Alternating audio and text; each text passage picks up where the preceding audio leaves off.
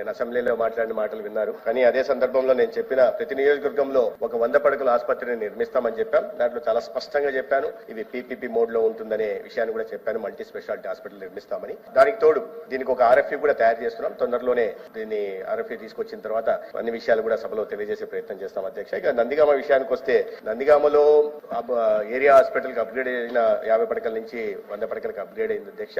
అయితే దాని తర్వాత అక్కడ ఒక 5 ఎకరాలు స్థలం బయట కూడా కొనడం జరిగింది. అయితే స్థానికంగా తర్వాత ఆ స్థలం కొనడంలో 2.5 కోట్లు ఖర్చు పెట్టారు. దాంట్లో అవినీతి జరిగిందనే ఒక ఆరోపణలు వచ్చాయి. తద్వారా అది కాకుండా ఇప్పుడు ప్రస్తుతం ఉంటున్న ఊరికి మధ్యలో ఉంటుంది, ప్రజలకు సౌకర్యంగా ఉంటుంది, రవాణా బయటకు వెళ్లాల్సిన అవసరం లేదనే ఉద్దేశంతో వాళ్ళు అక్కడ ప్రతిపాదన ఇవ్వడం జరిగింది. అక్కడనే పూర్తి చేయాలనే ఉద్దేశంతో 2.5 ఎకరాలు ఆ ఏరియా హాస్పిటల్ సరిపోతుంది అధ్యక్ష. ఇబ్బంది లేదు, ఎందుకంటే నా నియోజకవర్గం ధర్మవరంలో కూడా 2.5 ఎకరాల్లోనే ఏరియా హాస్పిటల్ ఉంది. అయినప్పుడు కూడా గౌరవ సభ్యుల సూచనలు దీంట్లో పెట్టుకుంటాం. మెడికల్ కళాశాల అనేది ఇవాళ నందిగామకి సాధ్యం కాదు అధ్యక్ష. ఎందుకంటే మెడికల్ కళాశాలలు ఇప్పుడే మన రాష్ట్రంలో ఇబ్బందులు చూస్తున్నాం. ఎందుకంటే మౌలిక సదుపాయాల కల్పన ఒకటైతే, తర్వాత రికరింగ్ ఎక్స్పెండిచర్ ఒకటైతే, ప్రధానంగా ఫ్యాకల్టీ సమస్య చాలా పెద్ద సమస్య అవుతుంది అధ్యక్ష.